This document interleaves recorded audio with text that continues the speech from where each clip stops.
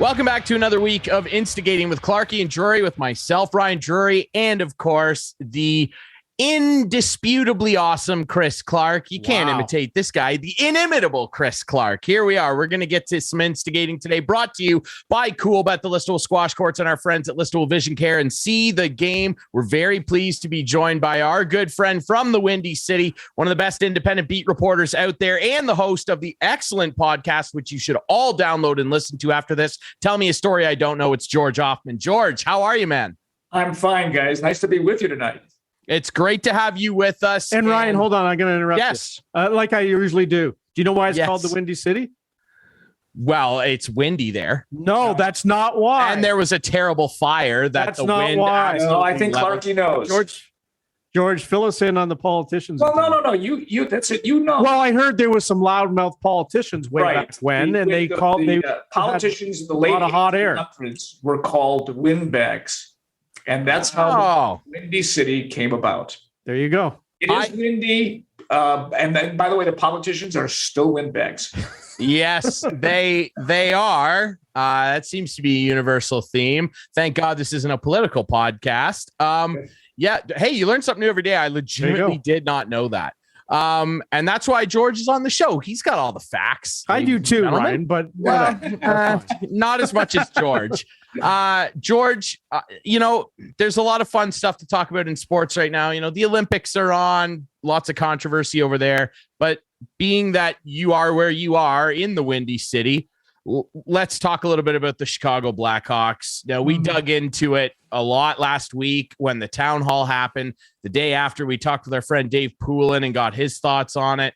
The media up here has been sounding off on it, as I'm sure they still are in Chicago. First, just your general impressions of what you saw transpire at that town hall and how you felt afterwards. Well, I think everybody felt the same way. It was a disaster. Rocky, he apologized later that evening.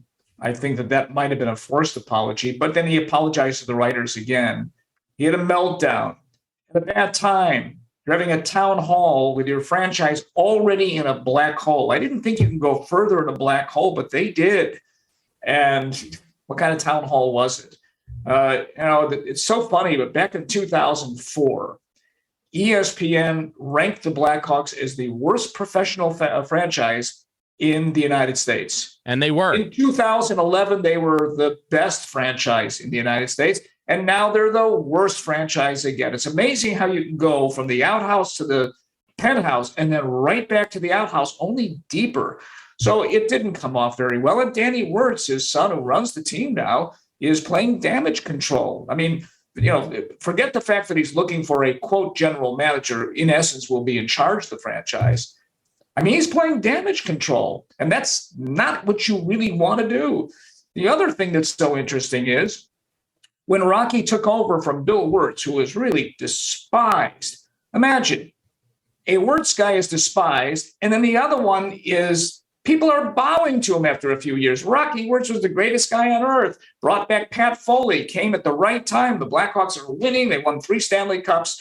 And then we find out what happens later, and everybody goes into a bunker, and then they're denying, and then they hire a firm, and the firm says, no, you guys made a big mistake. So they're looking, right now, that franchise, the arrow is pointed down.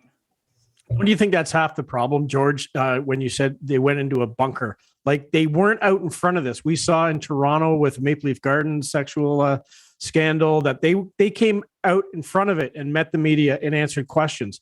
Why didn't Rocky do that before? That's a good question, Clarkie. I wish I could answer that, but that was a terrible mistake. However, remember when it happened? It happened over 10 years ago. It was kind of swept under the rug, mostly by John McDonough, who I might add, nobody can find. I've tried to call John, and you can't. John has escaped, and he well should. Look at the fallout from all of this. Not only was Stan Bowman fired, but basically Joel Quenneville was. And they basically said, Joel, step down or you're going to be fired.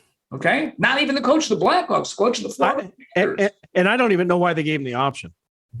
Well, I probably one of those that where he knew it was going to come, and so he said, it doesn't matter. I know it doesn't matter, but they could have, in my mind, they could have hammered it home a little bit more that they care about these things and they're not going to put up with these things. It's sad. Yeah, it's really the franchise is sad on the ice. The franchise is sad off the ice. I interviewed John McDonough in 2000, and I want to say it was maybe 18. And I asked him a point blank question. I said, do you think with this group you can still win a Stanley Cup? Knowing in my own mind they had no chance. Things were already unraveling. And he said, of course we could. And you could see what's happened. I mean, the whole thing has been so many horrible moves by Stan Bowman. I mean, you just look at all the first round draft picks he got rid of. And imagine if he had Artemi Panarin now, what kind of franchise this might be, a little better. But the fact of the matter is they've just made so many bad moves on the ice, off the ice. And it's going to take a long time. Whoever comes in here and tries to clean this mess up, it's going to take a while. How are the fans reacting in Chicago? Ryan and I were talking about that last week, where it was a town hall that Rocky had the meltdown in, and there was fans there. Like, how are the fans? Are they stopping going to the games? Do they see any reduction in ticket sales? Yes. And I can't understand why no one stood up in that town hall and called them out. But I'm surprised as well. And yes, even the secondary market is taking a beating. People are starting to stay away. Mm-hmm. They stayed away from the Bulls. I know that a couple of years ago. This is a franchise that was averaging 20,000 a game, and I was covering a game back then, and there may have been 9,000 in the building. Well, guess what? They're filling the house again. In the case of the Blackhawks, yes, people are not coming. They're not coming, I don't think so much because of the travesty off the ice. It's the travesty on the ice. Mm-hmm. The product is awful. And, you can do all the public relations that you want, but if you do not have a product and then you have all the other things that are taking place, you are going to lose fans. I mean, why are you going to pay an exorbitant amount of money to come see this? Mm-hmm. Mm-hmm. Yeah, it's definitely troubling. And like you said, it is so stark because I remember in the mid 2000s, I think everybody that watched hockey did. I mean, when your team went into Chicago, it was point night. Like, let's have our best players get 5-6 points. No one's there to watch. No one's watching on television. And then they turned it around. They're the model franchise for not just the NHL, but you could argue for a 3-4 year period, sports. And now here they are. And yeah, I agree. It's mainly because of the product on the ice, even though I think most of us would say, the Kyle Beach travesty and the other victims involved should be the main focus, which for many it is. And that's good. But yeah, you look at this on ice product too. And Jonathan Toews, he had that mystery health problem last year. He still doesn't look like Jonathan Toews of old. Patrick Kane still looks pretty good. I wonder how much longer he'll be around. Barrett, that's a tough salary to move. Marc-Andre Fleury is the reigning Vezina Trophy winner. He's played exceptionally well. I don't know if he lasts till the end of the year, but no matter what we say about this on-ice product, my number one question for you, George, do you believe, like many people and friends of ours, Steve Dangle was very pointed with his words on his podcast, Clarkey, do you believe Rocky Wirtz should resign? He's not going to. It's not a matter of whether he should step down. I don't think he's going to. Whether he allows his son Danny to take complete control of the franchise and then hire the right people, because understand Danny Wirtz is not a hockey expert. It's the same with the Bears for years. George McCaskey is not a football guy. He has to find the right football people. He hopes he's found them now. But I don't think Rocky Wirtz is going to step aside. I think his ego will not let him step aside. Maybe his son and Jamie Faulkner can convince him, let us do our job. Let us hire the right people and let's see how we can get out of this. Now, if I'm not mistaken, Toews and Kane have, I think it's 2 more years after this. They have no movement contracts. Yeah. However, Toews is basically untradeable at this stage of his career. Patrick Kane is not. This is all up to Patrick Kane. You walk up to Patrick Kane and say, Patrick, do you still want to play here? We are going to be bad for the next couple of years. If you want, We can find you a home. Trust me, there will be a team that will find a way to fit that $10 million salary in for the next couple of years. Because that's Patrick Kane. They'll find a way. That is about the only way that the Blackhawks are going to be able to recoup is by trading that kind of player. They have to keep DeBrincat because he's young and on his way. Yeah.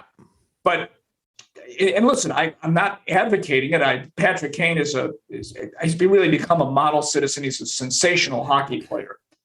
But those days are long gone, and you're not winning with him. But unfortunately for the Blackhawks and Stan Bowman, they signed these guys to these ridiculous no movement contracts. Now, they were able to move Duncan Keith because Duncan Keith's contract wasn't that restrictive. It was $5+ million. But I mean, Brent Seabrook, oh my goodness, lucky that he retired. And Jonathan Taves, who really, wonderful guy, but clearly I think you can see on the ice that he's long past it. So they've got so many issues. And one They is really do.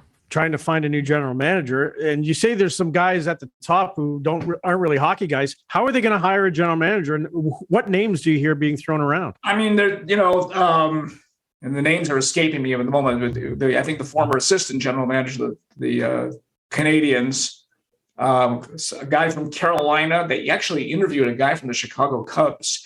And I think they wanted to get an idea of management style. I don't think he might be part of the franchise's management style. That's what they said we're going to look outside the organization, outside the sport to learn more.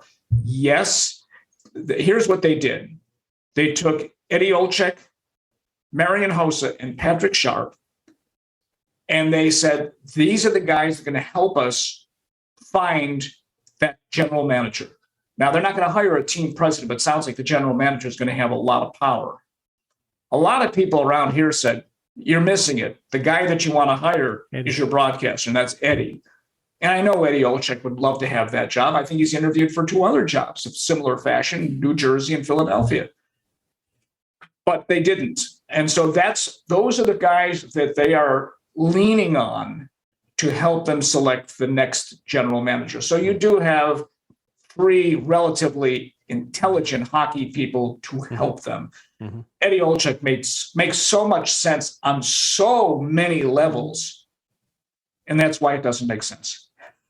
Yeah, Eddie would be fantastic. He would be fantastic, and he loves the Blackhawks, cares so much about the franchise. Yes. I know that Peter Chiarelli's name was thrown around. Yes. I know Peter Chiarelli. I know I read whispers about Don Waddell, who is a tremendous talent evaluator. He's a good guy. I wonder maybe, Clarky, if O-Dog's favorite guy, the Fergler, JFJ. John Ferguson Jr. Yeah. Maybe he's involved. I don't know. Arizona wanted him. Well, Tuukka Rask retired, so maybe JFJ can come back now out of hiding. Yeah, I don't know. After he traded Tuukka away from Toronto. You mentioned the Bears earlier. Let's move on to that. The Super Bowl's this weekend. But before I ask you your thoughts on the matchup, which is a really, really intriguing game, let's just talk about the Bears really quick. Disappointing season, I think. Kyle Nagy is gone. Yes, Kyle Nagy's gone. Justin Fields had flashes of what we think he can become if everything falls his way as an NFL quarterback. But overall, let's just be honest, he looked overwhelmed 90% of the time. What is your read on the Bears and where they go from here? Like, did you see enough out of Fields to go, okay, he is the guy we can build around? And if that's the case, what does that look like? Well, at the moment, they don't have a choice. That's the guy they're going to have to build around. And that's why they basically vanquished the entire management team. They have a completely new management team and all new coaches. And they had to do that because the previous regime just didn't do it right. When you go out in the draft and you move up to number 2 and you pick the wrong quarterback, that could set your franchise back a decade. We are now in year 4. The idea was the defense is really good. If the quarterback fits in right, we can win games. They won 12 games. They were 12-4. And then everything went down from there. That's what happens when you pick the wrong quarterback. So Justin Fields falls in their lap. But I mean, he was poorly coached last year. Yes, I think he's got a high ceiling. Is he a franchise type of quarterback, a great quarterback? I don't know. Will he be a really good quarterback? I don't know. Could he be a bust? I don't know. Seriously, it's this group that's coming in that also has an issue. Other talent. They need a better offensive line. They need top-notch receivers for him to throw to. And, they don't have a first-round draft pick because they traded some of those away for Khalil Mack. So they're also devoid of top picks. It's kind of like, I said this before, it's kind of like the Blackhawks. The Bears and the Blackhawks we're on similar paths. Going to the Bears now have made moves to get better. And next year, they will have an easier schedule. They'll probably have a younger team. This year, they have the oldest team and the toughest schedule in the NFL. Okay, that's part of it. But, I mean, they were awful. And they had to get rid of the management. So we'll see. I mean, there are a lot of Bears fans here are very skeptical, and well, they should be, of what they have done in the offseason. They thought they would go out and get an offensive type of guy to run the team. Instead, they got a defensive coordinator to run the team. They've got a young, both of these guys are unproven. You never know about a coordinator, how they'll do. They bypassed several guys with experience. Jim Caldwell was one guy who's proven that he can win games. He actually won games with the Detroit Lions, if that's possible to believe. And they went in this direction. So it remains to be seen. It can't get much worse. I suggest it probably will get a little better. Yeah, I would hope so. I mean, you mentioned going the defensive route. Just off the top of my head, I have no idea what it's taking so long for an NFL team to hire Eric Bieniemy, who is running the offense in Kansas City. I just have absolutely no clue what this guy needs to do to get a head coaching job. The word the word I keep hearing is that he doesn't interview well, but you know what? If he coaches well, that's all that counts. Yeah, I mean, his results on the field speak for themselves. I don't know. The Super Bowl, what's your call here? I mean, Bengals, Rams, this is a hell of a matchup. Two really good quarterbacks at opposite ends of their careers. It's a tough one to read. It is tough for me to read. I think the Rams are going to win this game and convincingly. I think their defense is very, very stout. They've got Hall of Fame players on that defense. Yes. And remember, the Bengals offensive line is the worst in football. You are talking about a team in the Super Bowl, mind you, with the worst offensive line in the league. Remember, they lost 7 games, and one of them was to the Bears. I like Joe Burrow. I think he's going to be a wonderful quarterback. And Matthew Stafford, the key for him is to try not to make a mistake. But the Rams have too many weapons. I think they're going to win 27-17. I think it might be more than that. They're just a better team. But you know what? You never know. Look at the way the playoffs have gone. Every playoff game, I think, has been determined on the last play. So that would be nice in this Super Bowl, honestly. But I think the Rams are just that much better. I do too, top to bottom. No argument defensively, they're better. Donald and Von Miller, I mean, erase everybody on the Bengals side of that side of the ball defensively. Let's talk baseball real quick. Of course, Cubs and White Sox. Are they playing well, are they going to play, George? What do you think? Well, it seemed like they made a little bit of progress today, but felt that way. That's the DH and a few other things, and now we'll see whether or not the owners make a proper move towards the players. They know they don't want to lose the time. The players don't. This is always a game of chicken. And to be honest with you, right now the chickens have been the owners. They really have to show up with legitimate proposals to these players. You know, there's always that optimism, but until I see an agreement, I'm not that optimistic. I'm glad the DH is finally in the National League. What is it now? 49 years later? Yeah. 1973, finally in the National League. I mean, I like strategy, but it's about time. We were talking to people about this today. There are 15 new jobs now in the National League. Think about it, 15 new jobs. It also means National League teams are going to have to pay a lot more money now. They're going to be saddled with these DHs that they have to go out and either get or cultivate. So, you know, and there's some teams that probably will go out and get some of these guys like Schwarber, who's available. And I've mentioned the White Sox left fielder Jimenez. I think they'd be great to be in a trade for a National League team. But look, we saw what happened a couple of years ago and how both sides squabbled. And, you know, the owners got to win because the players were not smart. They're much smarter now. I think the owners know that. And I think the game really needs to have an agreement in place so that they can get at least a month of spring training. And that's got to be done, in 3 weeks? So they don't have a lot of time. They don't. Yeah. Rob Manfred came out today on Thursday, the 10th here, and basically confirmed that the owners are on board with the universal DH and they're on board with the draft lottery system. That's very important, by the way. That is a very important move, because that will help stimulate and maybe get rid of the idea that there's, that teams can tank. That's a major problem in a lot of sports, and certainly in baseball. So I think that was a big move. I do too. And getting rid of the compensatory pick system was a big thing too. I mean, we saw what the Mets did this year with Kumar Rocker. That was bizarre. It was bizarre that they didn't sign this kid. It's super weird. I think really what it comes down to, and George, I'd love your thoughts on this.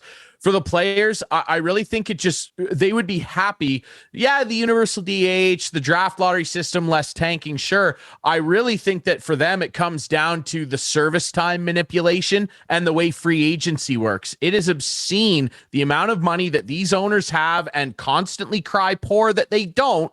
And they take in way more money than, let's just say, NHL teams. And NHL players are hitting free agency way sooner than baseball players. It makes no sense. Well, but there's a salary cap in the NHL. There's the only sport without a salary cap is Major League Baseball, and the luxury tax has really not done a great deal of. They got to get rid of that, because some teams can afford to go over the salary cap, and they have done that. I think that the service time thing was big here with Chris Bryant. I think that's where that can of worms opened the biggest. And the Cubs were severely criticized for that. So, yes, I think that's going to happen. But the one thing that I don't like, and I hope the owners are able to find a way to get around this, is these 7, 8, 9-year contracts in which a player has an out clause. Okay? Mm-hmm. There should be a mutual agreement. The out clause can go both ways. Yeah. If a player isn't doing well after 3 years, the owners have the right, or the team, to say goodbye. Because otherwise, the player who may not be doing very well can say, I'll stay for the next number of years. Jason Hayward's a perfect example. A terrific citizen, an outstanding defensive player, really wasn't the type of guy back when they signed him 7 years ago at $8 or $20 million a year. That was a big contract.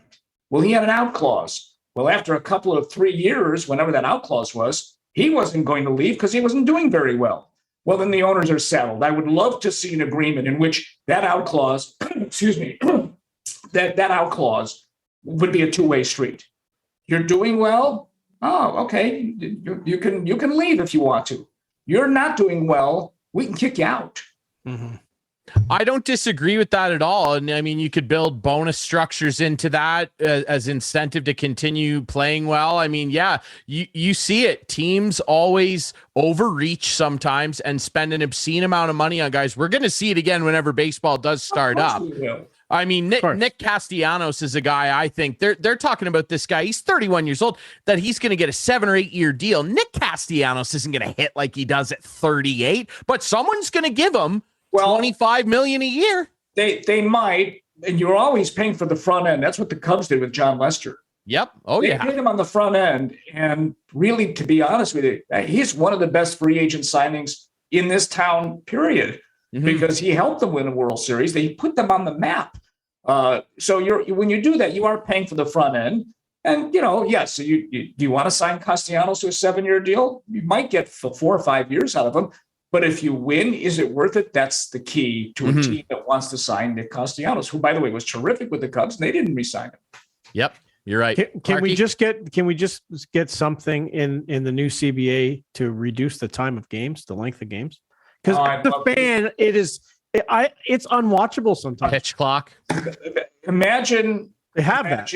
Me covering these games. Yeah, I know. For over 40 years. Yeah. When we started watching those games, and I started covering them in 1978 or 79, they weren't nearly this long. No. Where when you went to a game, we were just sitting in the press box going, could you please speed the game up? Mm-hmm. I wish there were 20 Mark Burleys out there, because every time he pitched for the White Sox, the game was under 2 hours. Yeah. We loved him.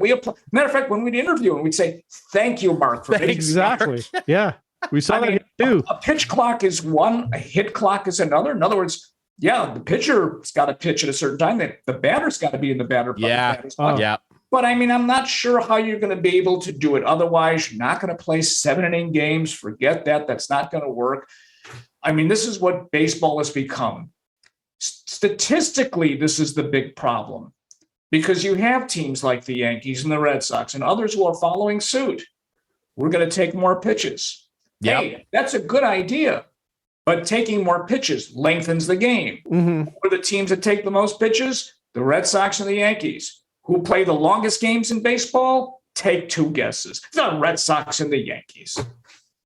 But you can't legislate that. No, you can't legislate that. But I like all the conferences with the catchers and the pitchers. Oh my gosh, like it's painful. They got painful. They got to limit it more. Clarky, before we let George go, I know you wanted to ask him just a little bit about the media side. Yeah, so like we talked a lot, Ryan and I, about the media landscape here in Canada, with sports radio going down the tubes. Quite frankly, they're just cheap talent right now, and they don't have the big names that we are used to. Mm-hmm. What is happening in the U.S. in your market? You worked at the Score there for years. Well, I mean, the ratings are down for sports radio here, pretty much because it's a Bears town, so the ratings are a little higher. But I think people have kind of shied away a bit. The talent level here is okay. There are 2 sports radio stations, and they're decent. And it was like a couple of years ago, not even that long, that the morning show on WSCR was number 4 in the market, period, wow. 2554, period. Wow. They dropped a bit. So people were listening. I mean, they'll listen when you've got teams that are doing well, or in the case of the Bears, if they're not doing well. Hockey, by the way, unlike in your city, does not play at all. When the Hawks were good, it played. Right now, out of 5 professional teams, the Blackhawks are 6th. That gives you an idea of where hockey plays in this town. Other than that, the media landscape is what it is. I was let go from WBBM News Radio a year and a half ago. Why? Because sports anchors and reporters are kind of dinosaurs, and I was the dinosaur of the dinosaur because of this thing. Okay, that's technology, and that's taken away a lot of jobs. What sports radio really needs, it needs to be freshened up, because it gets tedious. You need to do something a little different. You got to put on some kind of special programming that might draw people, whether it's a quiz show or something else, that gives them a little bit of something else to listen to. You make it into a podcast, you might be able to make it into a show. But otherwise, I listen. I mean, I know the guys that are here. Sometimes it's interesting. But if I'm listening to Bears talk 24/7, I'm not listening. I'm turning it off. So and even the Bulls are playing very well right now. They're getting some decent play here, but it's really pretty much about the Bears and the Cubs and the White Sox when they're playing. And I think when the veil of all this crap that's taking place in baseball is lifted, maybe you'll get a little better rating for sports talk. I just don't know what the landscape is in Toronto. But it's not that bad here. Mm-hmm. I'd say what you just described is somewhat similar to what we're seeing here. Yeah. It's very similar. George, before we let you go, we really appreciate your time. I do want to ask you give me one quick prediction here, because this guy's still a free agent. Is Carlos Rodon going to come back to the White Sox? No. Where do you think he lands? I'm not sure where he's going to go. I like Carlos Rodon, but I said it 5 years ago. He is an injury waiting to happen. And he is going to continue being an injury waiting to happen. When he has a breakout year as he did, suddenly after a while, that 98-mile-an-hour fastball went down to 92, because he's built like an ox. So any team that takes him, caveat emptor, beware buyer of Carlos Rodon. You don't want to give him a long-term deal. You don't want to give him a lot of money. He's got to prove himself. And what he will prove is he can make it through a whole season. I agree with you. And the White Sox need a lefty. Trust me, they've got Dallas Keuchel. Dallas Keuchel can't pitch anymore. So No, he cannot. it'll be interesting to see what they do when free agency begins, or when they make a trade. They could use another solid pitcher, and they've got the type of team that they can make some moves to get that. But no, I'm not sure who's going to go after Carlos Rodon. I mean, he could be a sleeper, but you're not going to pay him a lot. Let him prove himself. I'll quickly tell you where he's going to go. The LA Angels. They will pay him because they're desperate. Well, they've not had much pitching, and Joe Madden needs some pitching. Yeah, that's been their problem the whole time. Is they've got a decent lineup with some pretty good star players there. You know that. But yeah, the pitching has been a problem with them. So maybe he will, and maybe he'll succeed. Look, he's a really good guy, but we've seen athletes like this. Injury-prone athletes, they stay injured. They certainly do. George, we really appreciate your time. He is George Ofman, one of the best independent beat reporters in that Windy City. And you should also all listen to his podcast, Tell Me a Story I Don't Know. He's got great guests on there, and he's been a great guest on this show. George, we really appreciate your time, my friend. Thanks for doing this. My pleasure. Clarky, I hope to talk to you soon. All of you guys, it's been a lot of fun. Thank you. We will. It certainly has. All right, we'll take a quick break. When we come back, some NHL news, big news, coaching changes, arena agreements being signed in the desert. We got a lot to dig into next here on Instigating with Clarky and Drury.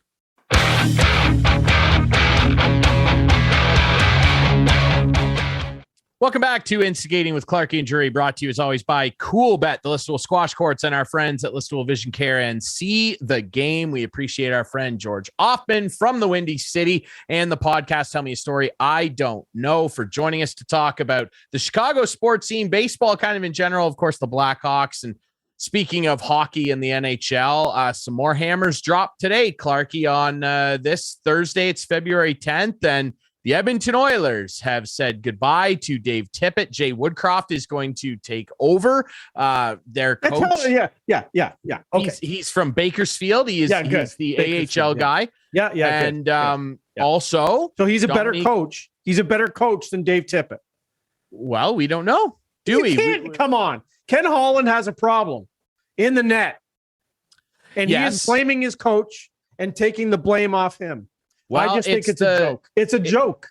It's the old adage, show me a good coach, I'll show you a good goalie, and vice versa. Right. And you know what? Sorry, but like we just talked to George Ofman about how bad the Chicago Blackhawks are. Well, if you watched the game last night, that's the guy they need in net in Edmonton, Marc-Andre Fleury. And I would think if Marc-Andre agreed to a trade, that Edmonton's got to be number one on the list. He's got to be. They got to fix their problem in net.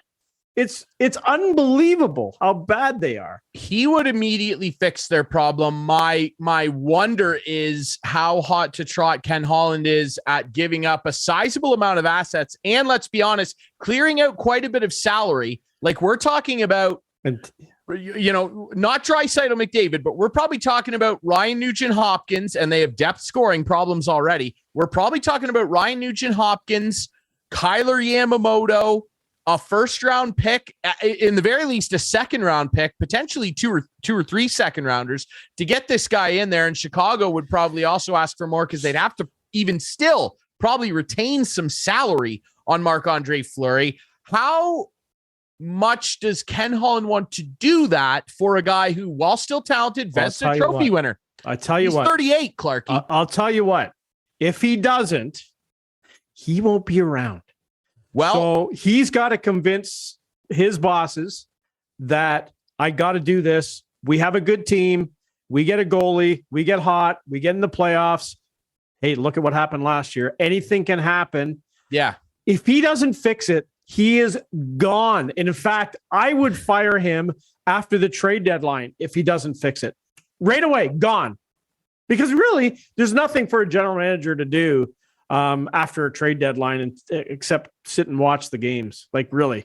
I'm being a little facetious there. No, I know. It's difficult, right? Because he is older, and they've already got a guy there, Mike Smith, who's been there a number of years, who's older. Now, Mike Smith is not at the level that Fleury still is, and Fleury's an all-time great goalie. He's got a first ballot Hall of Famer, no doubt. And he stole the game last night. He had over 40 saves. He did. He had 40 saves, and he was fantastic. Now, so that's my question. But when you look around the rest of the league, who is available that's younger? Like, do they look at Philip Grubauer, who has had a very poor first season in Seattle, but he was great in Colorado? That was with Colorado, but do they look at, I know Anthony Stewart the other night suggested Ville Husso, who's been very good for the St. Louis Blues in Jordan Bennington's stuttered absences. Ville Husso, very good young goalie, highly rated prospect too when he was picked. Do they, Peter Mrazek. Peter Mrazek, as much Jake as I Allen. Peter Mrazek's better than Mike Smith. Yeah, there's no doubt about that. Mike Smith can't stay healthy. Jake Allen, there's another perfect Jake guy. Allen, I don't know. Yeah, who else is there out there? Right, like that's probably Carey Price. Well, salary issues getting Fleury. You're not getting him. I don't know about that. It's a very difficult thing. I mean, hey, just speaking personally, like my Caps, they need to get a goalie. Their goalies suck. It's an interesting market, and Edmonton's got problems. I read a crazy stat today. Ryan Nugent-Hopkins, the first overall pick, believe his year was 2011 or 2012. It's his 12th head coach in 11 seasons. 12 head coaches. And that's what I told you about before with Connor McDavid. There's not a hope in hell that this guy is going to re-sign here. McDavid, I think it's his eighth coach in 7 seasons. This is his 7th year. Yeah, 2015. Yeah, it's unbelievable. It's unbelievable. It's such a mess. They've gotten all of this draft capital and all these unbelievably talented players, and they still can't get it right because it's easy to draft the big guys in the first 5 picks. Teams still screw them up. Yes, Alexander Dag, but it's easy to get those guys. Nail Yakupov. Edmonton Oilers. It's easy to get those guys. Yeah. What's not easy is filling it out with good depth picks and being like Tampa and finding Palat and Killorn and all these guys. That's not easy. That's what separates the great teams from the good teams. Now, Dominique Ducharme also relieved of his duties in Montreal. My Caps are currently, as we record this show, beating up on them 4-1 right now, and that better hold or I'm going to flip Billy Idol's gone. Yeah. So Billy Idol's gone. St. Louis, the great NHL coach. They bring him in, Martin St. Louis. Were you super surprised by it? I was super surprised. Believe me, I don't spend a lot of time worrying about the Montreal Canadiens. I kind of wish they were a little better right now because then it'd be a little bit more fun poking fun at my friends that are Habs fans. But right now, it's so embarrassing for them. You're Arizona's better. You don't even want to poke fun at them because they're so terrible. Like this team is awful, absolutely awful. If they can unload some guys, they have to try to do it. But yeah, Martin St. Louis, that came right out of left field for me. Never heard his name ever being rumored to be an NHL coach. He's an interim again, right? They've named another interim coach. Like they did when Ducharme first took over. Now, he was brilliant. He took them to the final, so they gave him a full-time job. But anyway, he's gone had too, to. So, yeah. It's bizarre. And like Marty St. Louis, who, we're about to find out what he has as a coach. And I mean, he's taking over a disastrously bad team that's hurt, overaged, underachieving. Like everything that could be wrong is wrong with that team. Yeah. And he said, I want to be here for a long time. Now he is francophone. He is one of the best NHL players of his generation. He was an unbelievable player and a very intelligent player, one of the smallest guys to ever play in the league. Super intelligent, can see the ice. But again, my question here, and I know he's not Wayne Gretzky, guys that are like that sometimes have a tough time translating that knowledge that they can compute here. What's his coach? What is his and get it background? To here? Ryan, what is his coaching background? He does not have a coaching background. So now, that doesn't mean that he can't be a good coach. Yeah, okay, but like you're going to start in the NHL to be a good coach? Like it is bizarre, and he is getting this off the back of his name as a player. There is zero doubt about that. Zero. Yeah, absolutely. And time is going to tell because, again, like I said, Wayne Gretzky, smartest hockey player of all time, he could not translate what he knew for sure and saw those players in Arizona. Yeah. Could he have done it in Boston or Chicago or LA or something? I don't know. Mm-hmm. But that's my question here. I do not foresee Martin St. Louis being there for more than another calendar year. Because keep in mind here, now Montreal's got plenty of money. Money's not their problem, but keep in mind, they're still paying Claude Julien $5 million till the end of this year. Mhm. And they're going to have to pay Dominique Ducharme, what is it, $1.8 million for a couple more years. Yeah. He signed a 3-year deal. Montreal's biggest problem is they went down the same path as the Leafs did for a lot of years, just trying to make the playoffs, doing what they can. The Leafs got better when they tanked and they were crap, and they drafted the top guys well, and they got a lot better real quickly. And they were lucky. Montreal has not been a good team for a long time. Yes, they made it to the finals last year. I know that. But I said at the time, they're not that good of a team. They're riding a hot goalie. They're riding the rules the way they were. And I bet a guy last year who we had a bet, you know him, Tom Williscraft. He works at the radio station. We had a bet last year in the playoffs. As soon as Montreal beat the Leafs, I said, okay, double or nothing, Montreal doesn't make the playoffs this year. And he goes, you're on. They'll make the playoffs. What do you got? Okay, Tom. We're even. Let's just say we're even now. But you're going to give him like a mercy layoff of the bet best. It's this bad? No, there's no mercy layoff. I'm just saying there's no way Montreal's making the playoffs. I won the bet. But here's the deal. They need to tank. They need to just finish in last and hope they win the lottery. That's the only way they're going to get better. Well, and what they want to do is do the same thing next year. Yes. Because if they could get theoretically Shane Wright, potentially, you know, or Geeky or Cooley or one of those guys in the top 3, and then next year get Mitchkoff. Mm-hmm. Maybe it's the year after they want to really be bad. Well, some guy named Connor Bedard, right? That goal he scored the other night, nasty, disgusting. That's now hold on. Before we wrap this up, there's been a lot of discussion, and the boys at TSN today were talking about it. Mm-hmm. That the NHL is discussing the Zegras, the what he did in the All-Star game with the puck on the stick, and if it should be allowed. I told you 2 years ago, Ryan, this was coming to this, and. Okay, yes, I'm a goalie, but if someone comes down on a breakaway and does that, I honestly don't think it should count. It's not hockey. And I think there should be a limit on how often, like how long you can have a puck on your stick. They have to look into it. They have to. What are you referring to? His goal, the lacrosse style goal. I'm not talking about flipping the puck. I'm talking about a lacrosse style goal. Oh, I thought you can come down on a breakaway, flip the puck up, have it on the stick, and move it around like he's got it in a lacrosse stick and score a goal. I don't like it. I don't want to ever see it in the National Hockey League, but you can do it right now, and it's just a matter of time before it's done. I thought that you were talking about the blindfolded goal he scored where he should have won the shootout challenge off of. No, okay. So I'm aware of what you're talking about. I personally don't have a problem with it. More offense, more creativity. Yeah, you don't like it because you're a goalie. Too bad. Stop it. No.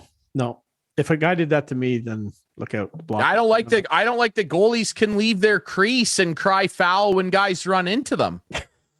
Like, too bad. I don't leave my crease, so it doesn't matter. Well, of course you don't. You can't. Okay. Okay, I get it. So I understand what you're saying. Apparently, from what I was told, though, from the TSN guys, is the league is discussing if they want to put a rule into place now to prohibit such a act.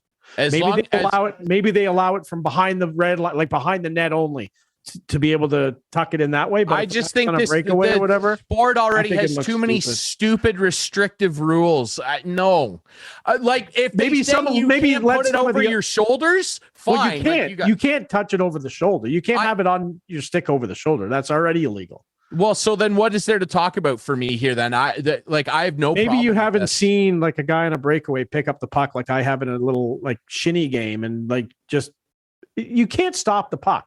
Why not? As I said, you haven't seen it happen to you. So. Yes, I have. You haven't. I've seen guys do it. It's the trick shots. They're fun. If someone is skilled and talented enough to pull that off, too bad. Can you put a poll question up this week for us then? Okay. Please. Yeah, I just don't have a problem with it. What I do have a problem with is the NHL just continuing to go full bore with pizza guy in the desert and allowing Yeah, the it's Arizona done. Coyotes, they've officially signed an agreement with ASU to play in the 5,000 seat D1 college stadium for upwards of 4 years. You got to think the players love this, first of all. Dude, how are any of these guys? If I'm Clayton Keller, Chikrin, who's been rumored to be moved anyway, but if I'm Keller, any of these guys, I'm on the phone with my agent immediately. And I'm not even talking about that. I'm talking about out. Like hockey related revenues, HRR. This is going to destroy the players. It's going to destroy the players. And they're already to 31 teams, basically. It's 100%. 31 and a half, not even 31 and a quarter. Yeah, maybe. Clarky, I do OHL games. There are OHL barns that are bigger than this that hold more people. Mm-hmm. The Sleeman Center in Guelph can hold more than just a little over 5,000 with standing room. Yeah. Like the odd, I think the capacity at the odd in Kitchener is like 78. London, you got junior teams that are, come on. What are we doing? Yeah. What are we doing, Gary? This is Gary Bettman's legacy. Horrific hockey culture and disgusting stuff allowed to happen in the sport with minimal punishment. Kyle Beach, all of that stuff. The concussion stuff, all of it. The lawsuits from former players with concussions, all that stuff. Horrible culture. Lockouts. More lockouts than any other sport other than baseball, and the only sport that's ever lost an entire regular season to a lockout. And horrific devotion to teams that bleed red ink and are not successful. Bad business practices, worse culture, and awful labor negotiations. But he'll say Gary's legacy. But he'll say, and the owners will say, he's made more money for this league than anyone could.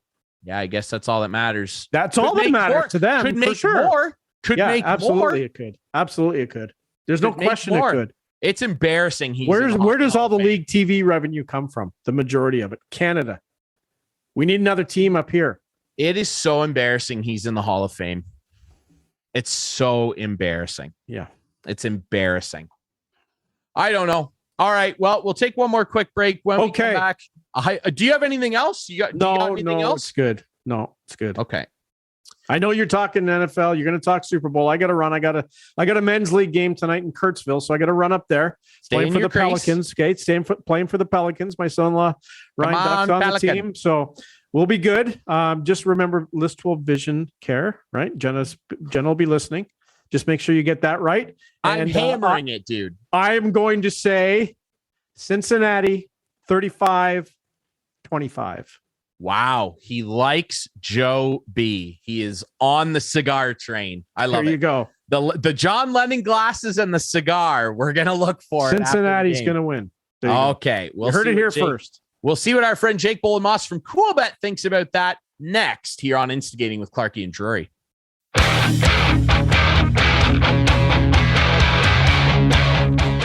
Wrapping things up this week on Instigating with Clarkie and Drury, Ryan Drury back here on the program. Very pleased to be joined by our friend from our key sponsor, Coolbet.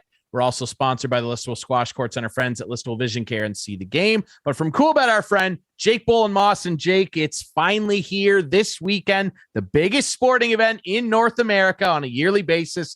The Super Bowl is here, and what a story after one of the most, if not the most insane NFL playoffs we've ever seen. So many games coming down to the last play. We've got the young buck in Joe Burrow leading the Cincinnati Bengals into their third Super Bowl appearance ever. They're 0-2 against the old wily veteran that put up with so much crap for so many years in Detroit, Matty Stafford. It's going to be an unbelievable game. What are your thoughts? Who's coming out on top of this thing?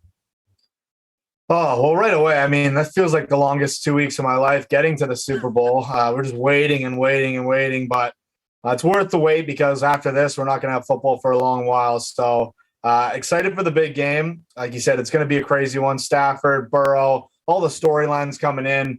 I think if you would have told me at the week 8 mark that it was going to be Bengals-Rams, I probably would have told you you're a crazy person.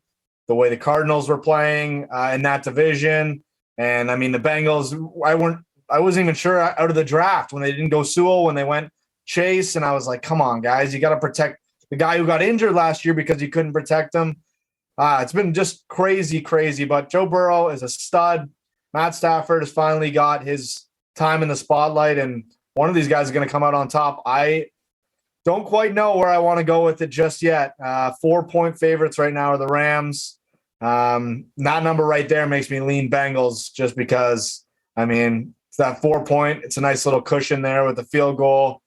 You'd hope a Super Bowl comes down to the last play, and you hope if it's going to be the last play, hopefully it's a field goal and you can cover on the dog there. Yeah, 4 is where it sits right now with our friends at Coolbet. I've seen 4.5 as well, which would even more make me lean Bengals. I want to throw you, folks, if you're into sports gambling, Coolbet's the way to go. They've got the Bet Builder tool, and this is the type of event that you yank that tool out of the toolbox and you use it. And I've got one here, my 6-pick Bet Builder, and I'm going to throw it to the expert, Mr. Bolin Moss here, and see what he thinks of it. Okay. So I have Rams money line. I've got Rams money line. I think ultimately the defense, we talked about it on this episode with our friend George Ofman from Chicago. I just think their defense is the difference. Aaron Donald and Von Miller are going to be hunting Joey B down. I still think he's going to get his cookies, but they won't be enough to fill up the dinner plate at the end of the game. I've got Cooper Kupp over 89.5 yards. Easy money, in my opinion. I've got Joe Burrow. Like I said, I think he's going to get his cookies. Over 254.5 passing yards. Might be tough, but this guy got sacked 9 times in the divisional round and still won the game and had over 254 yards, I might add. Cooper Kupp, anytime score. Joe Mixon, anytime score. And total points under 48.5. That is my Bet Builder, and I pass it off to the expert, Mr. Bolamos. What do you think of that? All right, well, let's break it down. Rams, money line I like. They're the favorite coming in. Like we mentioned, 4-point favorite. If I had to pick a winner, I think it's going to be Rams. Obviously, that spread makes a difference. So Rams money line, I like. Then it was Kupp. Kupp's been a stud all year. He's been putting up numbers on everybody. I think Kupp's going to get he's going to get the ball a ton. I think 90 yards is no problem for Kupp. You think about not a stat. So you think about a guy like Joe Burrow. If they're down early in the game, you're going to see a lot more passing, 255 yards. Seems reasonable. It's a Super Bowl. They're not going to hold him back. He's going to have his opportunities, throw the ball, try to find Chase on some deep stuff. So 254, I don't think that's crazy. And then it was Mixon and Kupp to score. Anytime. Yeah, someone's going to have to score. We want fun in the Super Bowl. Even though you have the under, we want to see touchdowns. So Kupp, I think he's definitely going to find himself in the end zone. I don't think that's going to be an issue. Mixon might be the only one where I'm a little, I don't know. But he is their go-to back. I don't think you're going to see a lot of the other guys in the backfield. So if they do get down, goal line scenario, anything like that, hand it to your horse, let him get in the end zone. I like it. 6 plays. What was that paying? What was the that is a $5 bet with 3,300. That's plus 3,300 on $5. That'll get you a cool $170 Canadian, ladies and gentlemen. Perfect. And I want to say one thing about the Bet Builder. We just released a promo today for the Super Bowl. It's a $10 bet on the Bet Builder, and you receive that $10 in bonus the following day on the Monday. So if you want to take your shot, free bet on the Bet Builder. This is your time. It's a great tool. I know a lot of my buddies love to use it. We want to get everyone trying it out. So $10 free on the Bet Builder for the biggest game of the year. Absolutely. How can you say no to that? If you're into sports gambling and you want to throw a little action down, or you just love the Super Bowl, you think it's a fun event, you want to toss a little bit of spare change in the couch cushions around, the Bet Builder on CoolBet is the way to go, ladies and gentlemen. Jake, it's always a pleasure. I can't wait to break this down with you next week. We'll have you back on. We'll break down what we see. Like I said before we went on air, we're either going to see Joey B walking around with his John Lennon shades and a cigar, or we're going to see Matty Stafford, probably some tears, a lot of hard years in Detroit, lifting the Lombardi. I can't wait. It's going to be an excellent Super Bowl. We appreciate your insight as always, my friend. Yeah, thanks so much. This is awesome. All right, everybody. Remember, you can watch the show Friday nights at 8, Sunday nights at 9 on Whiteman TV, Channel 6. We debut on YouTube at 9 on Friday nights as well after the show airs on Whiteman. We're on all the best podcast apps, including Spotify and Apple. You can follow us on social media at Instigating Pod. This has been Instigating with Clarkie and Jury, brought to you by CoolBet, the Listowel Squash Courts, and our friends at Listowel Vision Care and See the Game. We appreciate our friend Jake Bullen-Moss from CoolBet coming on. We'll talk about the Super Bowl next week. Enjoy the big game and use that bet builder.